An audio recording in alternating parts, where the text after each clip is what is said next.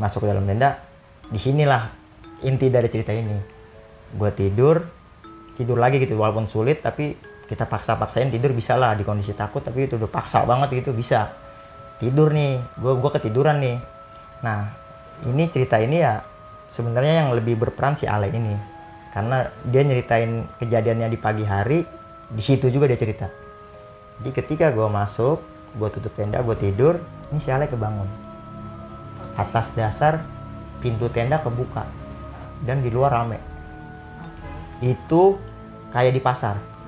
Ada yang pakai levis, pakai jeans gitu, ada yang pakai, ya umumnya di pasar gimana sih? Itu rame orang lagi pada lalu lalang kan. Atas dasar itu dia kebangun. Nah pas dia bangun, itu ada cewek pakai gaun merah, atasan bawahan merah gitu, merah, masuk ke dalam tenda.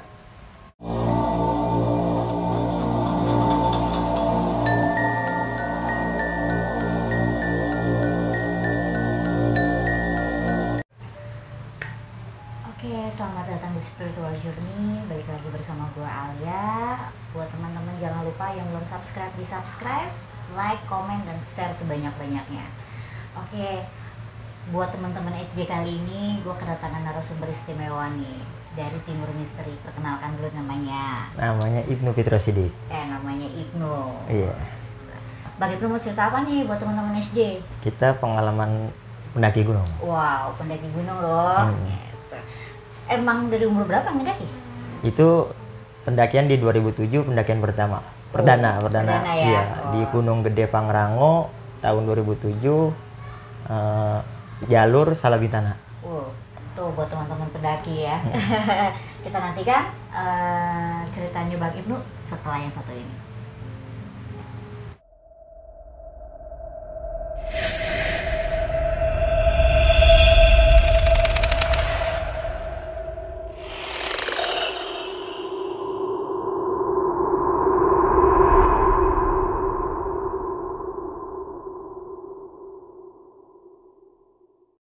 Nah, jadi pendakian ini perdana nih Kak.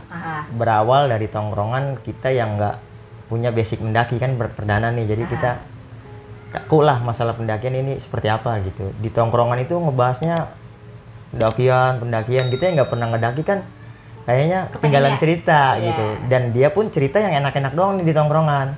Nah, kita lagi nongkrong, ada nih senior nyeletuk, berangkat yuk gitu. Udah lagi ngomongin pendakian. Yang satu nyeletuk ngajakin berangkat, ya udah akhirnya kita putusin berangkat nih. Nah di tahun itu pendakian kita berawal bukan dari kita punya duit, tapi pinjaman alat kita tuh komplit. Jadi yang keril, tenda, ya alat-alat pendakian itu, iya persediaan itu ya minjem.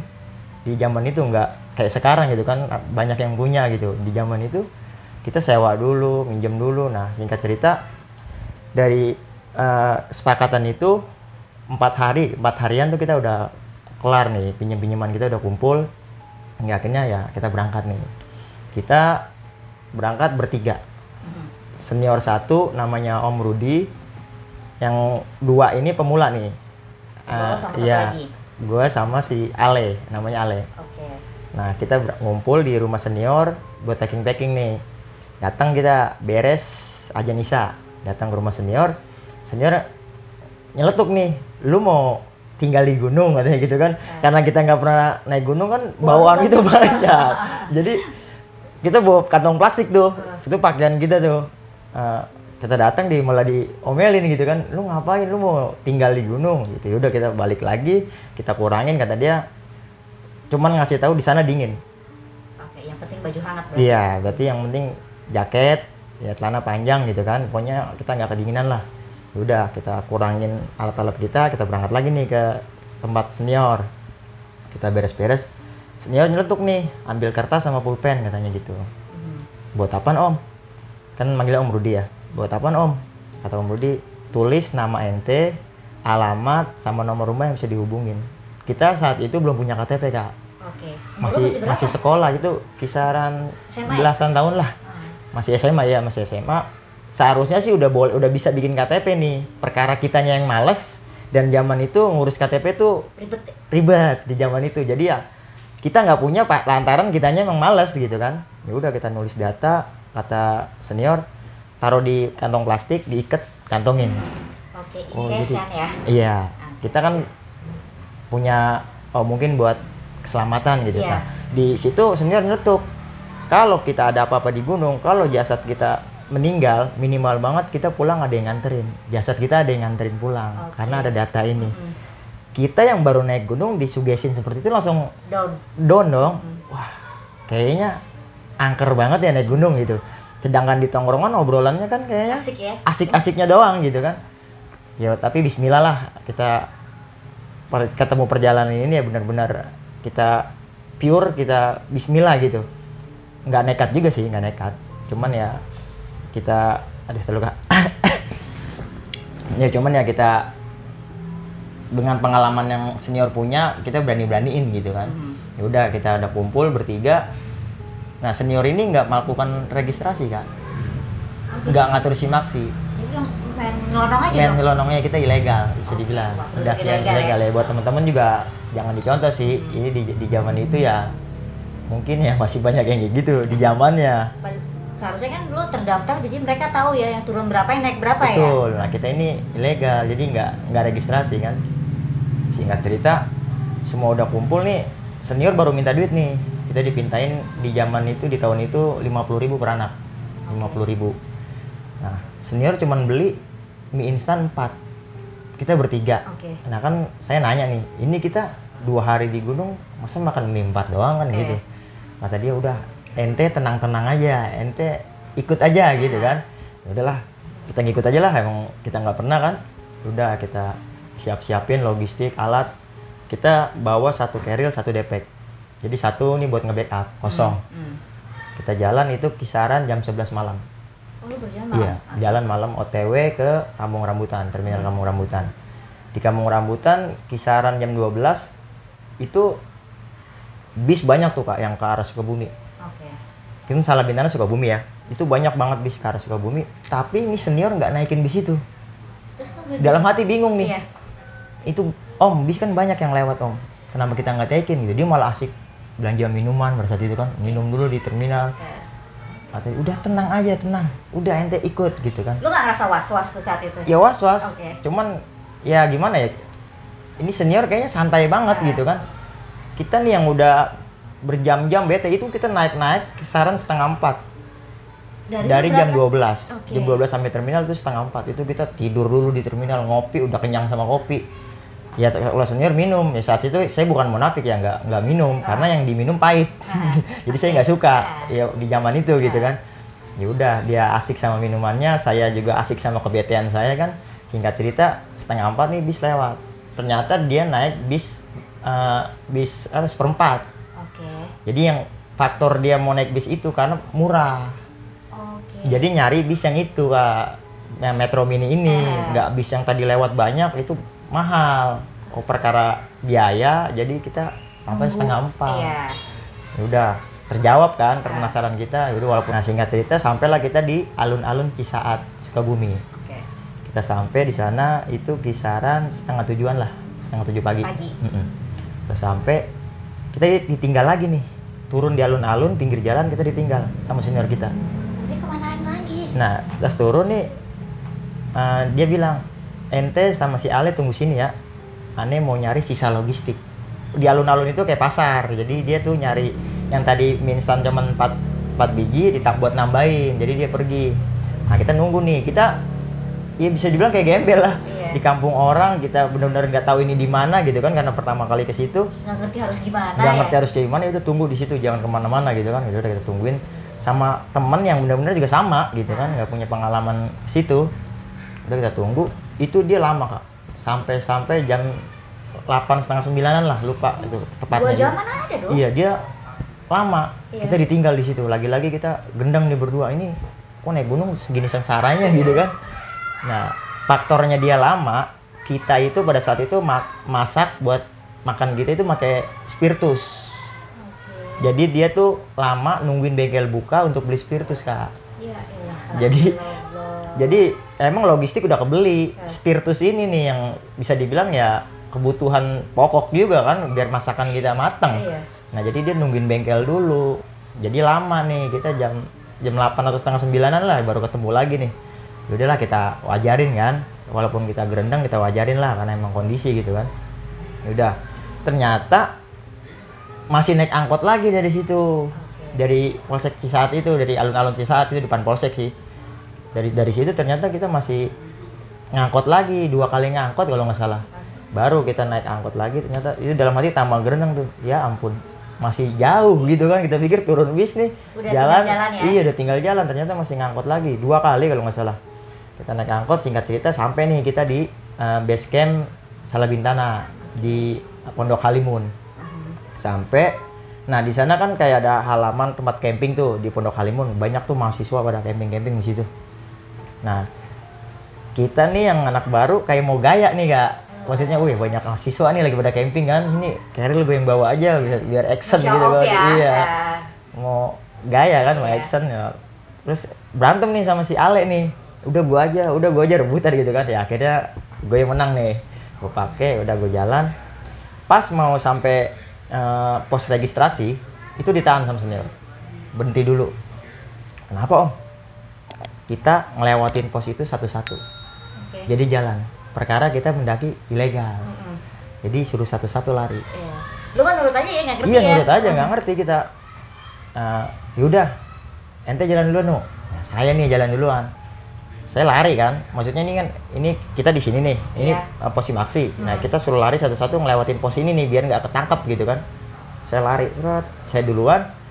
Yang saya pikirin ini gue lari sampai mana, gitu kan. Di sana tuh ada pertigaan. Setelah pos Simaksi itu ada pertigaan tuh nggak jauh.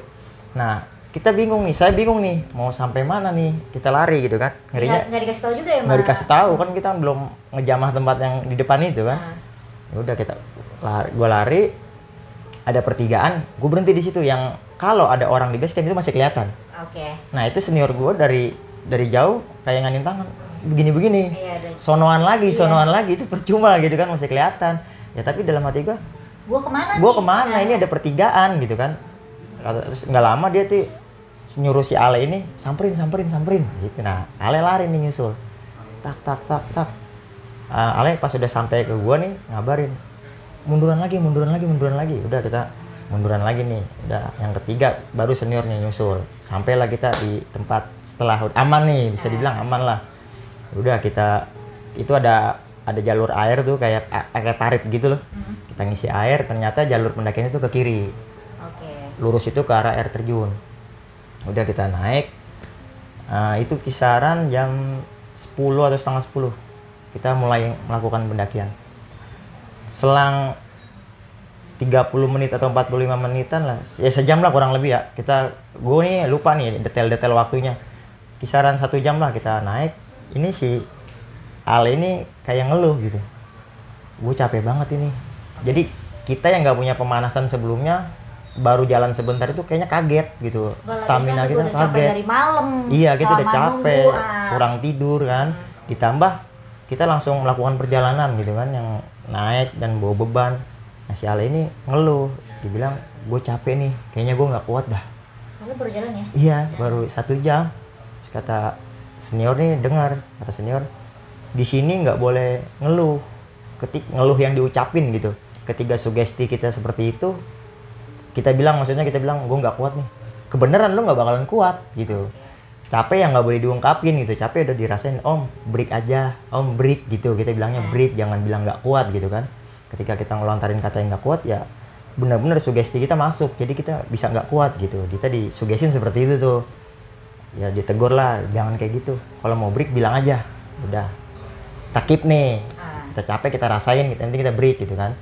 Kita break, kita jalan lagi, orang lebih udah setengah perjalanan, lagi-lagi si Ale nih minta break. Dia udah nggak bilang nggak capek nih, nggak bilang nggak kuat nih, dia bilang break. Om break Om, kita break. Nah jalur di sana itu kan yang pernah ke jalur Salabintana, jalur Ciplang, sebutnya jalur Ciplang sih banyak yang bilang. Itu jalurnya rimbun, becek, dan Istana Pacet. Itu pacetnya benar-benar banyak. Jadi kita jalan aja itu, kalau kita angkat celana kita nih pakai celana panjang, itu pacet bisa puluhan pacet nempel di kaki kita. Iya itu yang nggak kerasa gitu, tahu-tahu dia udah ada. Pacet tuh lintah bukan sih? Iya semacam lintah. itu kita angkat celana kita itu udah banyak di situ. Jalurnya seperti itu. Nah, ini si Ale nih setengah perjalanan ngomong nih, Om break gitu kan. Nah, dia break, katanya kakinya basah. Jadi dia nggak nyaman, kakinya basah kan emang kontur jalan yang becek. Dia bilang dia nggak nyaman, break dulu nih mau buka kaos kaki. Maksudnya nggak pakai kaos kaki aja karena udah basah kan. Ya udah Le, kita istirahat di sini gitu. Nah, pas kita lagi istirahat, si Ale buka sepatu, itu kaos kakinya yang putih berubah kayak coklat kemerah-merahan gitu Kak. Ternyata bukan kena kontur jalan yang becek, tapi itu kaos kakinya itu berubah warna gara-gara darahnya si Ale. Jadi dia nendang alang-alang yang tajam. Jadi ini pergelangan kakinya nendang alang-alang, dia nggak kerasa dia berdarah.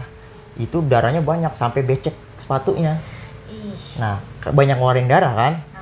Nah, pas dia lihat, Om, ini luka gitu kan. Langsung kita sigap tuh karena itu benar-benar darahnya nggak habis-habis. Itu ngucur terus keluar terus kan. Alang-alang tajam tuh ditendang sama dia. Nah, senior nih ngomong, yaudah sini kerilnya gitu kan. Keril pada saat itu dipakai sama dia kan. Sini kerilnya. Kerilnya diturunin. Udah dia suruh selonjoran kan. Kita berusaha berhentiin darahnya nih. Nah, kita nggak punya P3K, kita nggak siapin itu.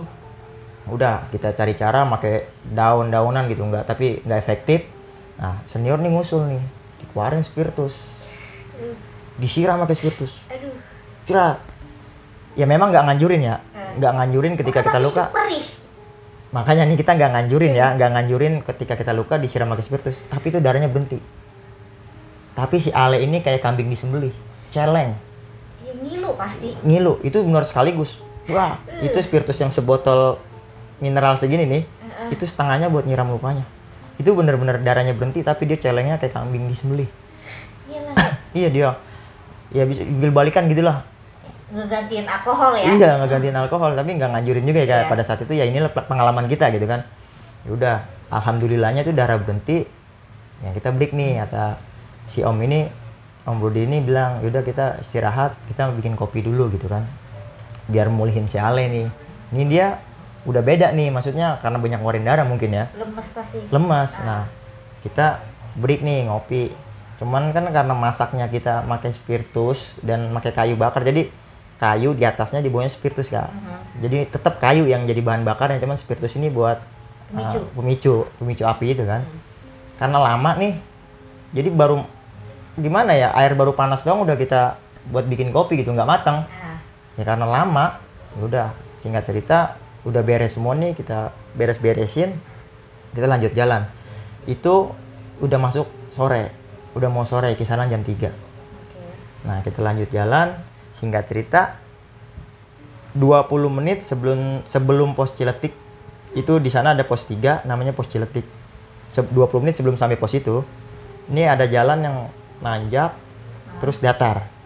Itu tanjakannya terjal, terus datar. Nah, kita kan udah capek nih nanjak di tanjakan yang terjal itu kan. Nah, si Ale ini udah ngedrop parah. Mungkin karena darahnya itu ya, karena darahnya udah keluar banyak, dia udah ngedrop parah. Lagi-lagi dia ngomong, Om, saya kayaknya udah nggak kuat. Pelontar ya dari mulutnya. Iya, ini si Om Rudi ini kayak di setengah hatinya itu kayak mutusin, kita turun aja kali ya. Cuman nih, walaupun di kondisi gue juga udah ngedrop gitu kan, udah capek, nama si Ale lebih parah kan, tapi kita berambisi nih, nggak mau di tongkrongan cerita ini jadi bahan buat kita gitu kan, yang sebelumnya dibahasnya enak-enak mulu ya. Pada saat itu ya kita punya ambisi di tongkrongan. Jujur kita naik gunung itu ambisinya dari tongkrongan, biar kita nggak tinggalan cerita. Bukan berarti naik gunung tuh atas dasar kepengenan hati yang tulus gitu kan. You have story ya. Iya, jadi buat story kita gitu kan. Ya udah kita paksain. Jadi tapi di kondisi yang kita udah ngedrop, kita tetap paksain. Udah Om, terusin aja.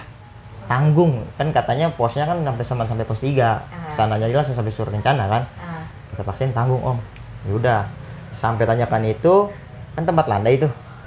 Kita break di situ, itu si Ale bener-bener yang udah putih semua, pucet udah ya nggak berdaya lah bisa dibilang ya, karena dia juga udah mutusin dia udah nggak kuat, tapi di hati sama pikirannya tuh kayak gue butuh istirahat aja gitu. Bukan butuh yang gimana gitu. Gue nggak minta turun, tapi gue cuma butuh istirahat aja gitu kan. Udah kita di situ Itu udah masuk sore, gelap sama kabut ya. Itu kabut udah turun, sore, rindangnya jalur Salabintana itu jam 4 serasa setengah 6. Bisa dibayangin kan? Jam 4 setengah 6 kita di hutan yang benar-benar nggak ada orang lagi, cuman kita pada saat itu. Jam 4 sore itu kita break. Ini semakin lama kita break, si Ale kayaknya nggak ada perubahan, semakin asik sama tidurnya sama capeknya gitu. Kita lagi-lagi mutusin, Le bangun Le, jangan dibawa enak, nanti kita jalan lagi capek. Kalau mau istirahat ya udah duduk aja, jangan dibawa tidur gitu kan kata Om Rudi. Tapi pas dia ngejawab pertanyaan itu, dia bilang, gua udah nggak kuat. Nadanya seperti itu, gua udah nggak kuat, gua udah capek banget, gua aus. Itu air kita udah nggak ada. Itu kita udah nggak ada air. Lu bawa air berapa banyak? Itu kisaran 4 botol yang 1 liter. 1 liter setengah, iya 4 itu udah habis. Nah, si Om Rudi ini kan merasa tertuntut nih. Kita berdua ini yang bawa dia. Nah, lagi-lagi dia mutusin, "No, ente sama Ale tunggu di sini. Ane ke atas nyari air." Lagi-lagi kita ditinggal. Itu udah masuk 4:30. Iya, berduaan doang, Berduaan orang bego doang. ya. Sama orang sakit. Iya. Kita ditinggal. Tapi ya gimana, emang itu yang terbaik gitu kan. Masa kita berdua ninggal orang sakit? Kan kalau yang jalan nggak mungkin. Jalan nggak tahu. Iya. Mau nggak mau kan? Ya udah Om, nggak apa-apa. Ya udah ente tungguin terus Oleh, kalau bisa jangan kasih dia tidur. Oh, pokoknya harus sadar ya. Iya, pokoknya sebisa mungkin cari cara biar Oleh ini nggak bawa tidur. Disugesin lagi nih sama senior. Kalau jantung kita lagi berdebar kenceng karena perjalanan kita, itu nggak boleh langsung dibawa tidur kata dia. Jadi bukan faktor mistis sih, faktor ke situ gitu kan. Lagi berdebar kenceng jangan dibawa tidur. Kalau bisa nih anak melekin dulu gitu kan. Usahain pokoknya. Ya udah. Ya Om, siap. Udah dia jalan ngambil air. Gua nih sama si Oleh, Le bangun Le, pukul-pukul pipinya nih, Le bangun Le, temenin Le. Gua nggak tahu nih harus ngapain, udah nggak ada apa-apa. Dia ngomong itu mulutnya benar-benar udah kering, kayak ada liur-liur gitu, gimana sih? Udah kayaknya udah seret banget gitu kan. Dia ngomong, gua aus. Nah, kita yang di kondisi panik nggak bisa berpikir jernih, inisiatif nih. Keril di samping, kita buka pala Keril, itu ada mie instan Kak. Ada mie instan, kita buka mie instan, kan ada minyaknya. Itu kita minumin si Ale. Begonya gua gitu kan, karena ya lagi panik nggak bisa berpikir jernih. Jadi ide yang masuk tuh langsung ditelan mentah-mentah gitu kan. Buka bungkus mie instan, ambil minyaknya, itu minyaknya separuh udah jadi beku, separuh masih ada gitu. Saya minumin tuh si Ale. Le, mungkin ini bisa basahin tenggorokan, minimal bisa basahin tenggorokan kan. Minumin, dia batuk, ternyata bikin dia tambah parah. Jadi dia, lu apa-apaan ini, lu maaf saya kebawa, saya minta air minum dulu Kak. Nah setelah dikasih minyak nih, itu dia bukannya malah mengobati, malah tambah parah gitu kan. Dia malah marah, dia bangun, dia tadinya tiduran, dia ngangkat bahu gitu kan. Lu apa-apaan, lu ngasih gua apa ini tambah seret. Wah saya bingung Kak. Nah gue bingung Kak, ini ternyata tambah parah gitu kan. Dia yang marah-marah, dia batuk, kesendak gitu kan. Sorry Le, gue nggak tahu gitu kan. Gue pikir ini bisa basahin tenggorokan lo, ternyata tambah parah. Dia marah-marah, yaudah kita jadi diem-dieman tuh. Gue tetap merhatiin dia, tapi mantau aja nih, nggak ngasih. Jadi nggak ngobrol ya? Iya, jadi nggak ngobrol dan nggak ngasih reaksi apa-apa karena takut salah. Kalau mau ngasih keputusan tuh kita pikir-pikirin dulu gitu kan. Udah, dia tidur lagi. Gua senderan nih di pohon. Senderan itu bener-bener udah nunggu senioran nggak tahu kapan sampainya kan. Nah lagi nunggu ini ada suara ya kisaran 3 kali 4 kali gitu. Di hati ini bukannya malah takut tapi seneng. Orang nih mau nyamperin, minimal kita bisa minta air minum nih buat si Ale kan. Alhamdulillah ada orang. Gue nungguin nih, ntar juga nyampe kan gitu. Nungguin, itu udah kabut, udah gelap. Nungguin nih kok kisaran 10 menit orang belum sampai-sampai. Logikanya suara deket gitu kan, iya nggak sampai 5 menit sampai. Gue penasaran nih, gue longok, kan jalurnya kan tadi landai terus terjal kan. Gue longok, ngeliat jalur nih, ngeliat ke trek. Pas dilihat, itu nggak ada orang Kak. Itu kosong. Baru di situ datang Hawa iseng, yang tadinya tuh mikir Iya. Kita malah seneng, ini malah berbalik. Jadi was-was ya? Was-was, berbalik. Deng, jomplang pikiran kita. Wah, bukan manusia nih. Nah, di kondisi yang tadi kita udah takut, panik, bingung, ditambah itu, setelah sadar itu bukan orang kan, wah, ini nggak beres nih, gitu, udah nggak bisa berpikir jernih dah. Nah, kita lagi kondisi seperti itu, lagi ketakutan, ini ada suara nih dari atas. Si Om Rudi kan manggilnya Ip.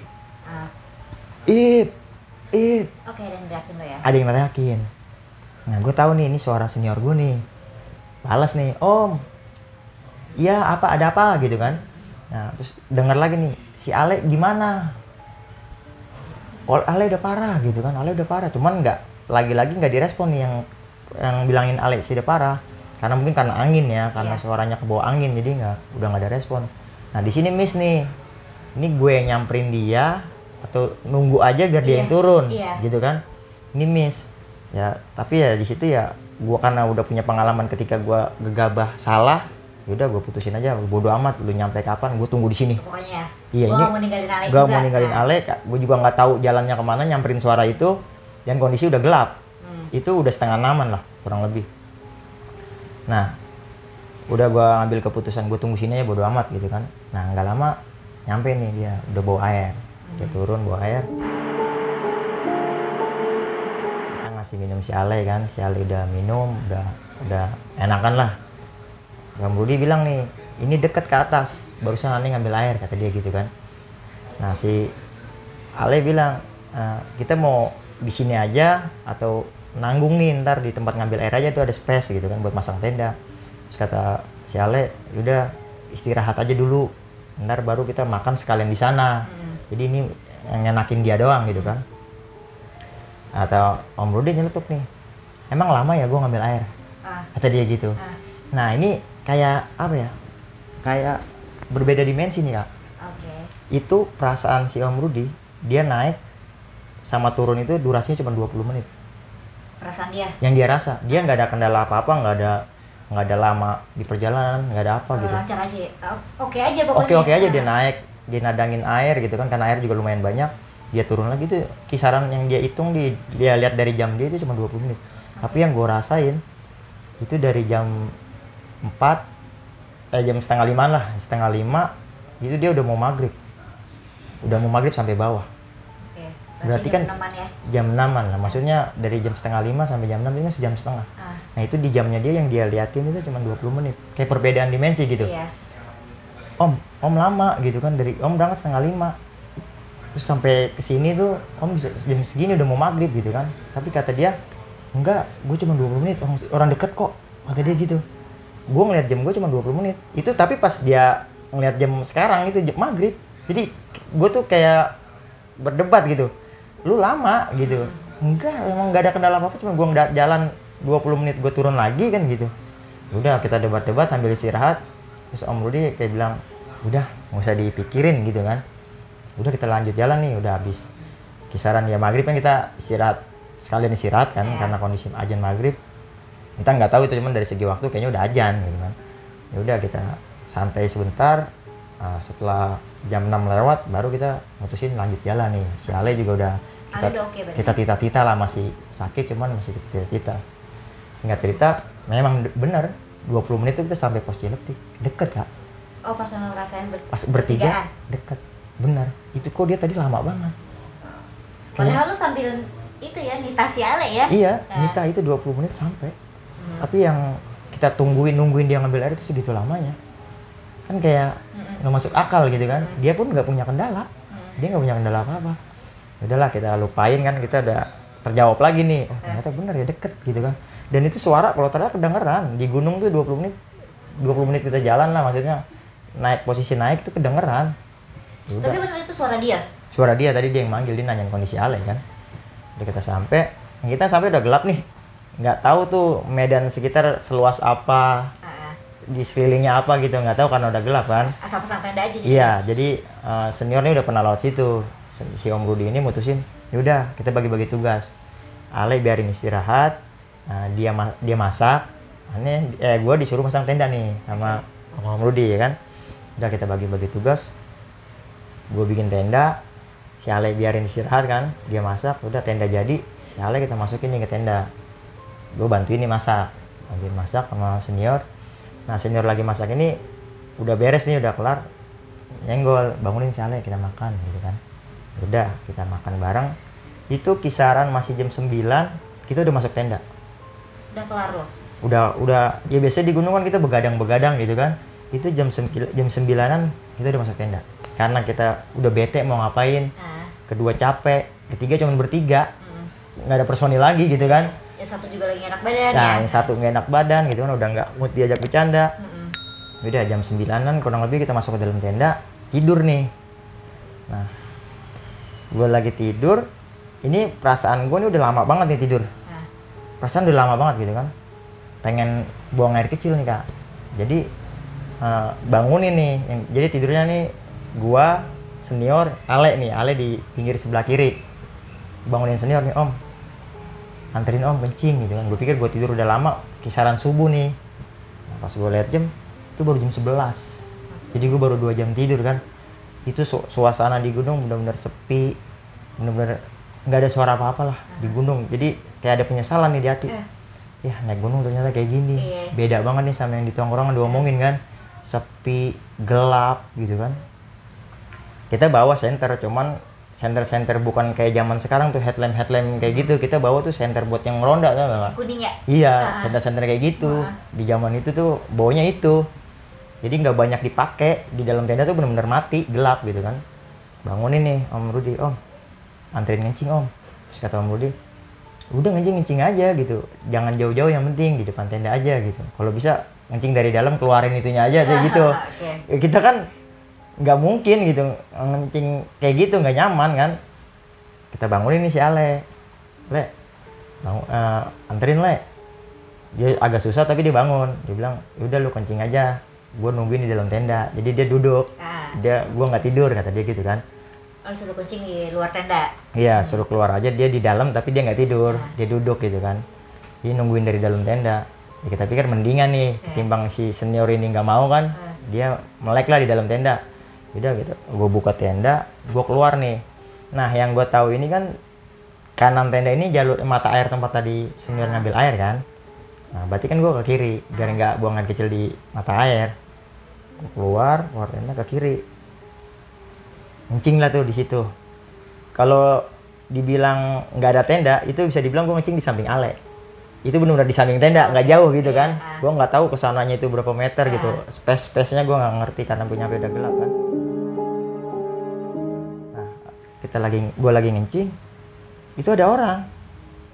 Nenek-nenek, gimana ya? Stylenya nenek lah, pakai kain, pakai bra nenek-nenek, rambutnya diikat cuma acak-acakan. Itu ada nenek-nenek diri kisaran 3 meter lah. Itu 2 meter, terus kesananya lagi dia pokoknya dari pandangan tanah yang gue lihat tuh 2 meter, kesananya lagi tuh gue nggak tahu, gelap. Nah dia diri di situ, tapi kelihatan dia di tanah, dia napak, jelas napak di tanah. Nah dia kayak apa ya, mancarin cahaya dalam tubuh, kayak dalam tubuhnya gitu, kayak ada cahaya. Jadi di sekelilingnya tuh jelas dia injak tanah. Nah kita lagi ngencing, yang pertama datang lagi-lagi bukannya iseng, malu. Kita lagi ngencing diliatin sama orang. Kita malu, enggak, bener-bener sama sekali nggak mikirin ini setan, enggak. Kita malu. Nah, karena kita diliatin sama nenek itu kan, gue tutup lagi, gue pindah nih ke jalur kanan. Maksudnya pindah ngencing.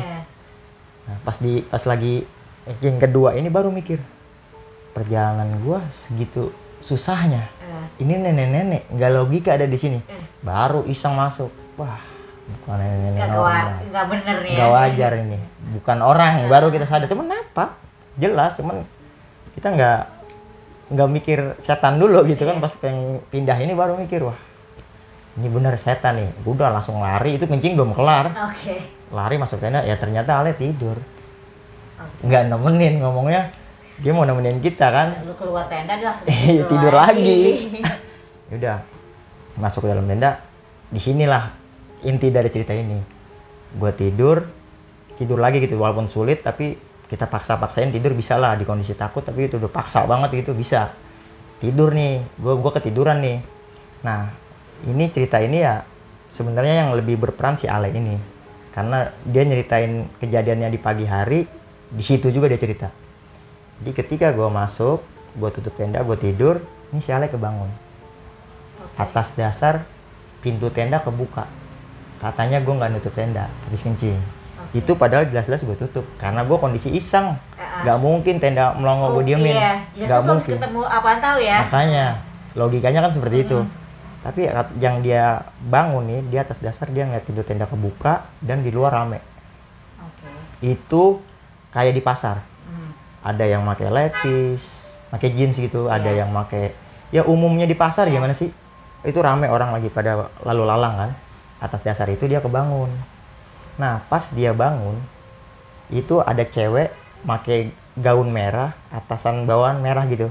Merah, masuk ke dalam tenda. Masuk, ngambil tangannya si Ale, ngajak gitu. Ayo ikut.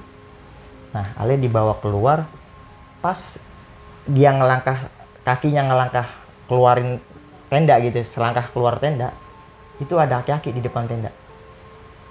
Aki-aki serba hitam. Dia bilang, jangan bawa dia. Jangan bawa dia. 3 kali dia ngomong, yang 3 kalinya baru dipertegas gitu. Jangan bawa dia. Nah, cewek ini kayak nurut aja nih, Kak. Nurut aja sama si Ale. Kayak, ya udah dah gitu. Cuman nggak ngomong gitu dari raut mukanya kan. Dia masukin lagi ke Ale. Dimasukin lagi si Ale nih ke dalam tenda. Itu dicium keningnya. Terus dia pergi. Ceritanya sampai situ. Ale dia udah pergi, ditutupin tenda, Ale tidur. Ale bener-bener punya pemikiran, oh begini di gunung. Sama kayak gue, kalau gue merasanya di gunung sepi. Karena pertama kali naik gunung. Dia mikirnya kayak gini di gunung mungkin rame. Dia kan mendusin jatuhnya. Iya. Dia mendusin, mungkin di gunung rame nih kalau jam segini gitu kan. Ya udah dia nggak, ya lagi-lagi dia nggak ngubris ini sesuatu kejadian yang goib gitu. Dia tutup tenda, dia tidur lagi. Ketemu pagi nih. Di pagi gue memang telat, jadi si Ale udah bangun, si senior lagi masak, gue telat nih bangunnya kan. Gue samperin nih si senior sama si Ale yang lagi masak kan, udah matang gitu, biar basa-basi lah karena kita kesiangan kan. Nah pas kita udah ngumpul bertiga, si Ale nyeritain yang kejadian semalam nih, semua dia ceritain sama si dia.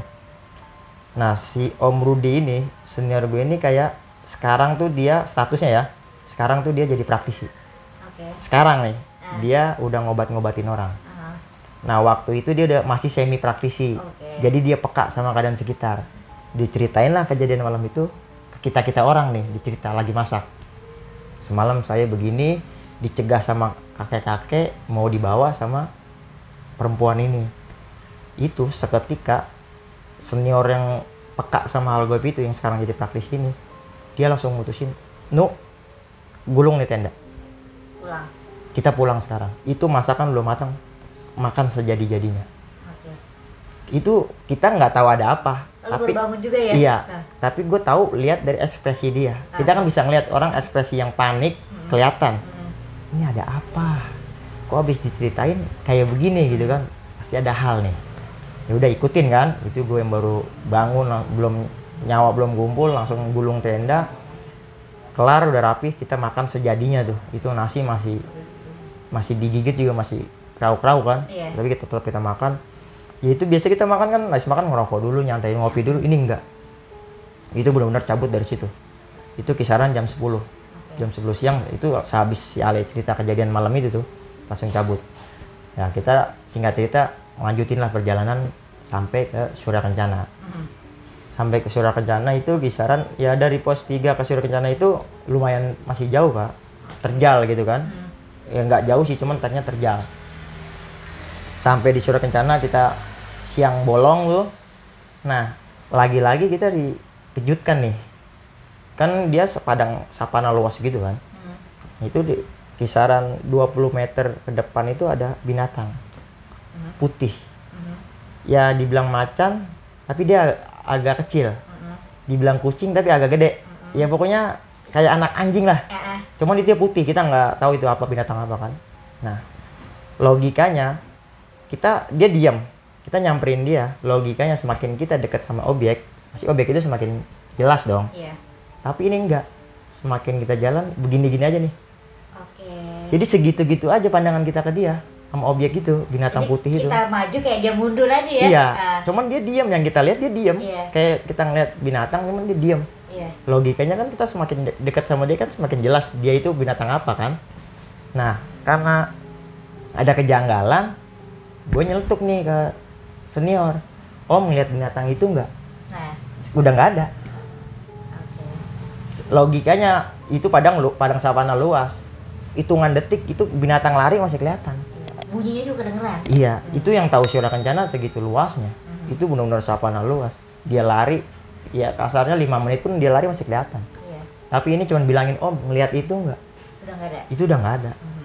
Nah terus kata, karena dia peka ya, lagi-lagi dia bilang, jangan dipikirin. Di sini apapun yang lu lihat, apapun yang ngajak ngomong lu dari jauh, jangan digubris. Jadi walaupun ada yang manggil nama kita gitu, tapi suaranya itu jauh, jangan digubris, ngeliat binatang, jangan dikejar, jangan ditangkap gitu kan. Udah lewatin aja. Mungkin dia tahu, dia peka. Iya. Ya udah was-was itu yang ada. Nah mutusin lah di situ. Di 2007 itu kita nggak naik. Perkara semua kejadian ini, senior ngomong kita nggak bisa naik ke puncak gede, kita turun lewat jalur putri.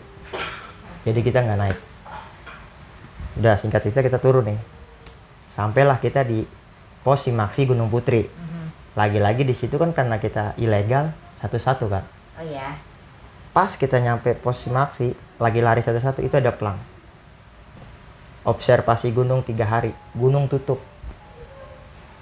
3 hari. Lagi pembersihan. Okay. Berarti selama semalaman itu di gunung nggak ada orang. Nggak ada orang. Gua doang bertiga. Karena gunung lagi tutup. Wah, dalam hati, geble. Ini kita benar-benar bertiga-tiga di gunung yang nggak ada orang. Pantesan gue selama perjalanan nggak ketemu pendaki sama sekali. Iya, lu bilang sepi ya? Sepi. Ya sampai kita punya rasa kapok naik gunung pada saat itu kan. Tapi ya lagi-lagi ya kita selamat aja udah alhamdulillah gitu kan. Udah kita lari biar nggak ketangkap sama pihak base camp. Akhirnya aman lah. Nah kejadian ini nggak sampai di situ. Buat ngejawab semua kejanggalan-kejanggalan yang kita temuin gitu kan. Sampailah kita di rumah itu, sampai rumah itu kisaran hari malam Senin. Malam Senin kita sampai di rumah, kita nggak ketemu tuh sama teman-teman, itu kaki yang udah pada sakit gitu kan. Iya, kan? Yang kita biasanya di zaman itu kita nongkrong tiap malam. Iya. Itu kita tiap malam nongkrong pasti. Nah ini kita nggak nongkrong, kita bertiga nih nggak ketemu nih. Nah ketemu di malam Jumat, kita punya pengajian malam Jumat. Ketemulah di situ. Itu dari malam Senin sampai malam Jumat kita nggak nongkrong. Nongkrongnya malam Jumat kan. Nah diulas nih perjalanan kita atas dasar yang temuan si Ale tadi yang di pos Ciletik itu kan. Nanya sama Pak Ustadz, ceritain gitu kan. Ustadz, saya dibawa mau diajak sama si cewek gitu kan. Nah Pak Ustadz ini ngomong, alhamdulillahnya ente nggak ngikutin perempuan Le. Kalau ente dibawa, ente masuk ke dimensinya goib. Ente dimasukin ke alamnya dia. Itu jangankan hidup, jika mati aja jasad ente nggak diketemuin. Wah, ada kita mikir. Nah, yang jadi pemikiran kita, siapa kakek-kakek itu? Sampai sekarang, siapa kakek-kakek itu? Kan dia yang larang perempuan itu buat ngebawa Oleh. Yang di depan tenda. Kalau dia nggak larang, Ale ngikut dong. Nah, sampai sekarang kita mikir, siapa kakek-kakek itu? Jujur, dari kejadian itu, sampai sekarang, gua di tongkrongan punya agenda tiap tahun ke Gunung Gede. Oh, kayak nge-flashback atau gimana? Satu, nge-flashback. Kedua, minimal banget gue mau ketemu aki-aki itu di dalam mimpi. Ya ketemu langsung kita nggak berani sama makhluk goib. Tapi minimal banget kita dikasih mimpi. Siapa sih dia? Mau berterima kasih. Siapa sih dia? Mau berterima kasih. Kalau buat teman-teman SJ nih ya, untuk di sini gue cuma ikut masuk dulu ke ceritanya, gua nggak ngulik di sini, nguliknya nanti kita di channelnya Timur Misteri. Oke, berarti nanti kakek-kakek itu dijelasin ya? Yes. Sampai saya pun penasaran nih. Yes, gitu. Nanti gua kuliknya di channel Timur Misteri. Gitu. Jadi buat teman-teman yang penasaran, apa aja yang gua lihat di saat Mas Ibnu cerita, apa aja yang gua rasa pas Ibnu cerita, jangan lupa tonton Timur Misteri. Siap. Ini kita ngelanjutin dikit ya kayaknya. Nah, pas Ini sama si Ale nih, Ale masih sekarang nih suka emang ngajak nih, kemarin nih libur Isra Mi'raj kemarin kita kan naik gunung. Iya sama, kita tiap tahun tuh rutin pasti naik gunung gede. Pengen berterima kasih sama nih kakek-kakek. Ini wallahi billahi kalau bisa ngomong emang bener. Saya mau minta kasih tahu siapa kakek-kakek itu. Makanya saya punya anggota gede. Pas banget ini ada Kak Alia ya, Kak Alia bisa ngasih tahu siapa ini Kak orang ini dan punya maksud apa. Kita sih berterima kasih sih Kak. Nah terus kan kita nanya nih sama si praktisi ini nih. Masa Om Rudi nggak tahu sih? Nah ini kita nanya nih. Sekarang tadi kan baru ke Pak Ustadz. Sekarang nanya nih sama Om Rudi. Nah Om Rudi ngekip Iyalah. kejalanan ini Kak. Jadi tapi kalau gua kulik di Timur Misteri nggak apa-apa kan? Nggak apa-apa, maksudnya justru banget. Oke. Nah ini sedikit ya ulas dari versinya Om Rudi ya. Ini bukan dari versinya Kak Alia ya. Versinya Om Rudi dia bilang yang Om Rudi lihat ketika oleh cerita itu di situ rame.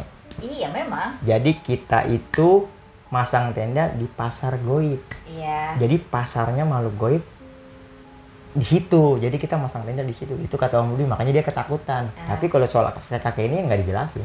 Kayak dikip gitu. Iya. Siapa dia? Iya. Ya intinya itu sih. Iya yang sih. bisa ceritain juga kayaknya sampai situ. Oke. Intinya sih gue sekarang mohon izin dulu sama Om Rudi ya. Siap. Jangan salahkan saya, salahkan Ibnu. Enggak, Om Rudi juga udah tahu sih cerita ini. Makanya sekarang juga saya masih suka ketemu. Ya suka bilang, cuman nggak, ya lagi-lagi nggak digubris. Oke, buat teman-teman jangan lupa subscribe Timur Misteri. Siap. Kalau mau tahu kelanjutan nonton apa ini Gunung Gede Pangrango, jalur Salabintana. Kita kilas balik ya. Oke, terima kasih Ibnu buat ceritanya. Sama-sama kalian. Kita langsung sambung untuk astralnya. Iya, di Timur Misteri ya kayak. Iya, di Timur Misteri. Oke teman-teman SC, terima kasih untuk selalu support Spiritual Journey. Jangan lupa share sebanyak-banyaknya, nyalain loncengnya. Aku Alia mohon pamit. Ibnu Fitro Sidik juga pamit. Oke, salam rahayu.